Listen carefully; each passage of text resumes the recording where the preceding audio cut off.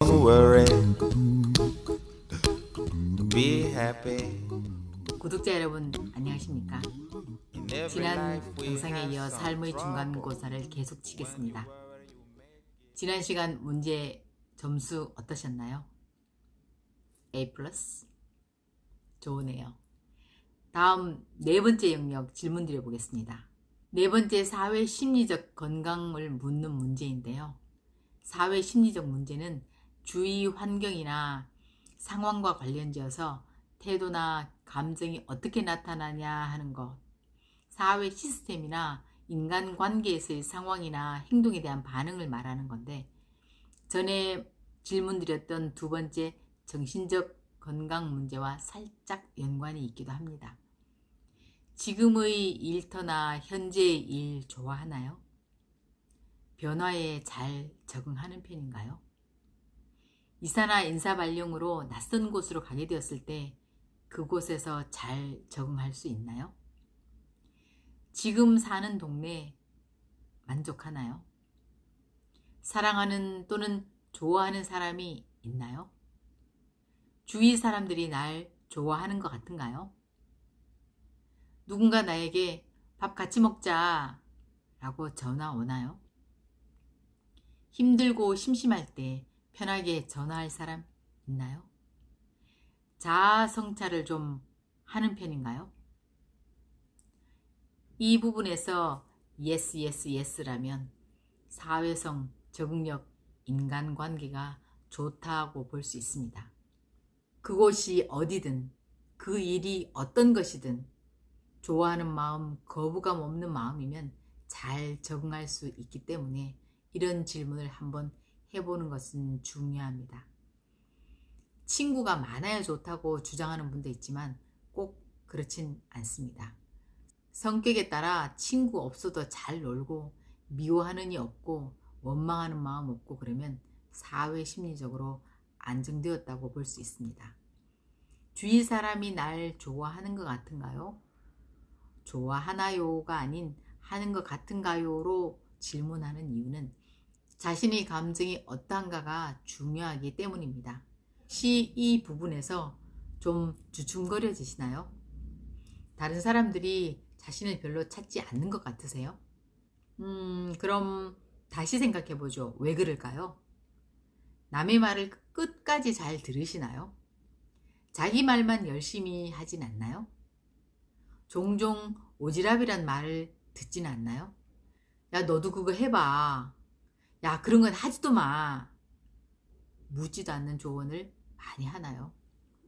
상대가 원치도 않는 말이나 일을 해주는 건 배려가 아닙니다. 내가 지난번 더 해빙이라는 책을 읽었는데 너무 좋더라. 내가 어제 맛있다 식당 갔었거든. 고등어 조림 너무 맛있더라고. 여기까지만 하면 되는데 꼭 너도 읽어봐. 야, 너도 남편이랑 내일 꼭 가서 먹어봐. 이렇게 권하는 사람이 있습니다. 이건 좀 진도가 나간 거죠.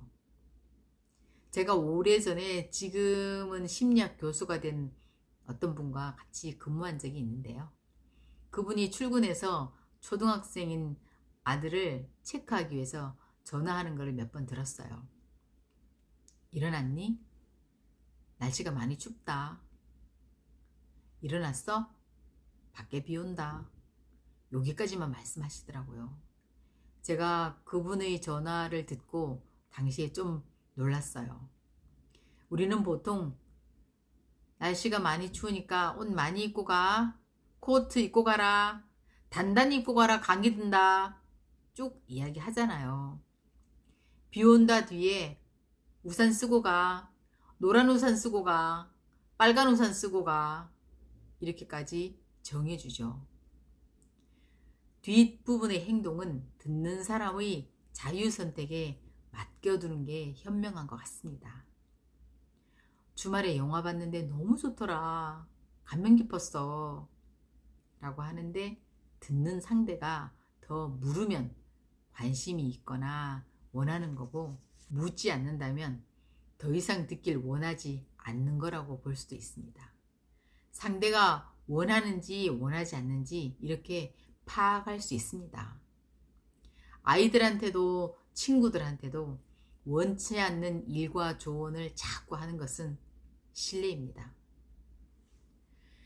5번째, 미래 대비 문제입니다. 여러분, 최근 호모 100 시대가 되어 유엔에서는 생애 주기별 연령을 재편성했는데요. 아시죠?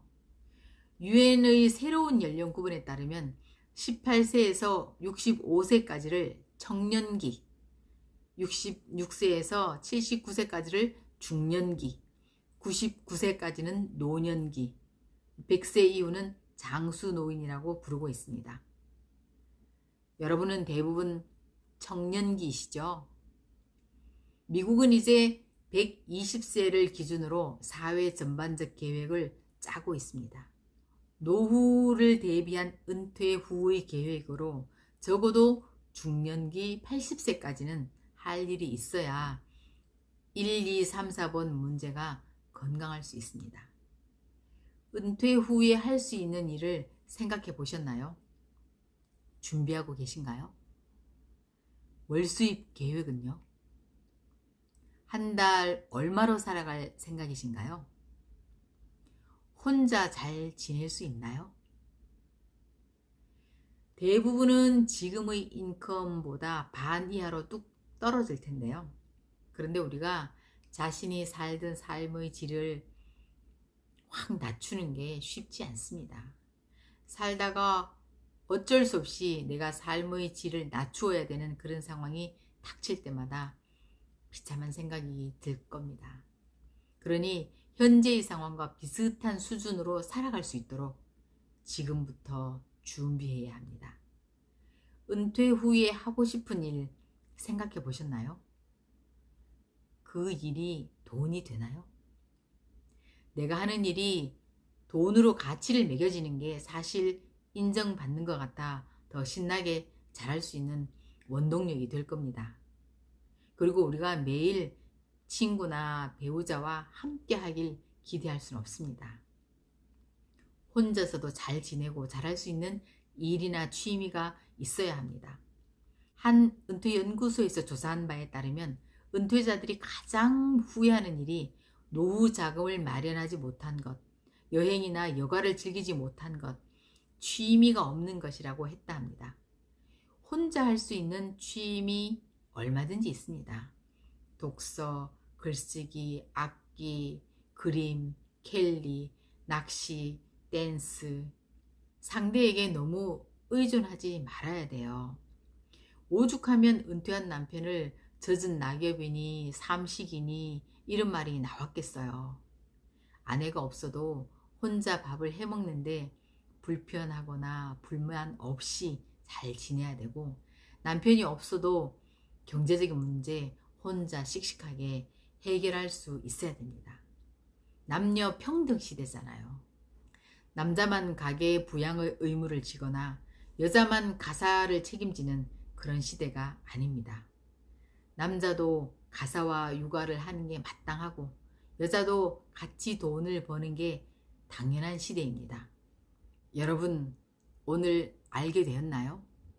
내가 어느 항목에서 보충을 해야 될지, 어떤 걸 새롭게 배워야 될지, 어느 부분이 부족하거나 마이너스가 되었다면 빨리 고치고 보충해야 됩니다.